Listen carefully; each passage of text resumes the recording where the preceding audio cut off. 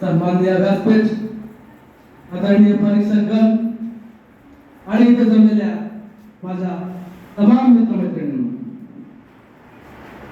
मी पवन संजय प्रसाळे, आपटे उपलब्ध प्रशाला येथील इयत्ता 10वी चा विद्यार्थी आपण सर्वांसमोर विषय मांडत आहे मानवी हक्क. बुद्धं शरणं गच्छामि, धम्मं शरणं गच्छामि, संघं शरणं गच्छामि. मी बुद्धाला शरण जातो, मी धर्माला शरण जातो, मी संघाला शरण जातो, असं लाखो अनुयायांच्या सहमतीने नागपूर दीक्षा भूमीवर ज्यांनी शपथ घेतली, बौद्ध धर्माची शपथ घेतली, अशा डॉक्टर बाबासाहेब भीमराव आंबेडकरांची 135वी जयंती साजरी करण्यासाठी आपण सर्वजण इथे जमलो आहोत. सर्वांना माझा नमस्कार. तसेच डॉक्टर बाबासाहेब भीमराव आंबेडकर यांचा जन्म 14 एप्रिल 1891 रोजी मध्य प्रदेशातील महू येथे झाला. समाजामध्ये अस्पृश्यता इतकी जास्त होती, इतक्या क्षुद्र लोकांना मानलं जायचं की क्षुद्र लोक म्हटलं तर आजही डोळ्यासमोर चित्र उमटतं ते गळ्यामध्ये गाडग आणि पाठीला खडा. इतकी वंचितता होती त्या काळात. मानवी हक्कांचं संरक्षण होत नव्हतं.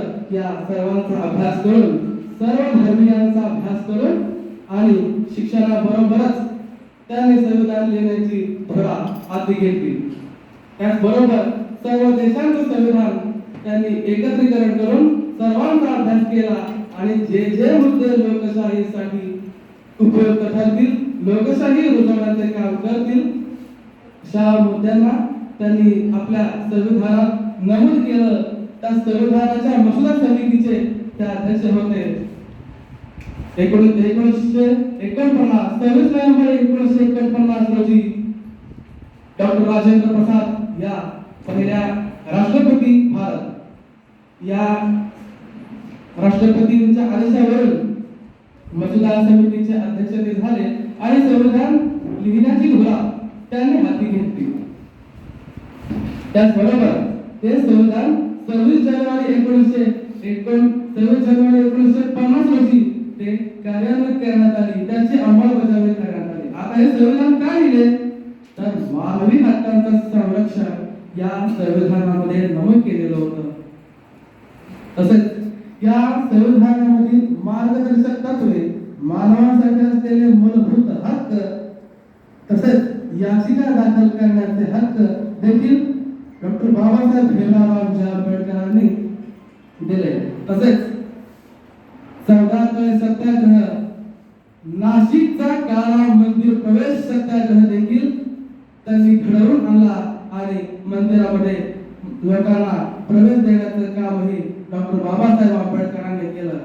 14 तळ्यामध्ये पशु पक्षी सर्वांना अधिकार होता, परंतु मानवाला त्या पाण्याचा अधिकार नव्हता.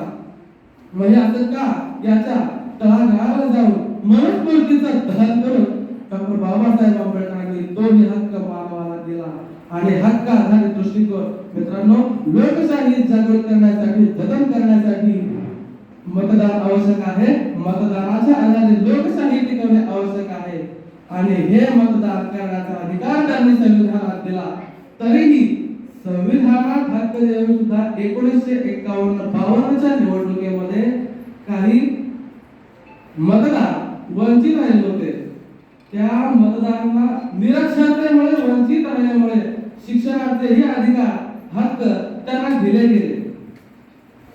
त्याचबरोबर राम मंदिर, प्रवेश सत्याग्रह असे अनेक हक्क बाबासाहेब आंबेडकरांनी माणसांना दिले.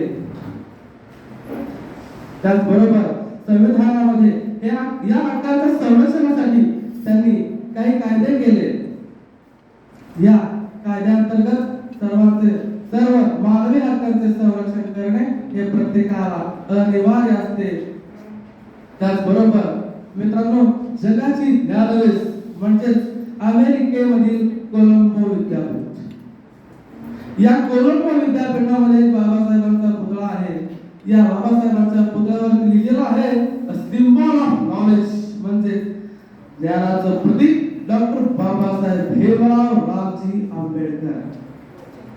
मित्रांनो, जाता जाता एवढंच सांगतो, घेतला जन्म भीमाईच्या पोटी, भीमा तुम्हा वंदन कोटी कोटी. लिहिली घडना तुम्ही बुद्धीच्या जोरावर, कोणताच शस्त्र न उचलता फक्त पेनाच्या धारेवर. तुमच्या जन्मामुळे झालं दलितांचं जीवन सोन्याहून पिवळं, नाहीतर जीवनात होतं पाणी सुद्धा काळं. तुम्ही वर्गाच्या बाहेर बसून शिकला, तुम्ही वर्गाच्या बाहेर बसून शिकला, शिका संघटित व्हा आणि संघर्ष करा, हा मोलाचा संदेश नागरिकांना दिला. तसेच तुमच्याबद्दल किती लिहावं असं वाटतं भीमा, तुम्हाला तुमच्याबद्दल किती लिहावं असं वाटतं.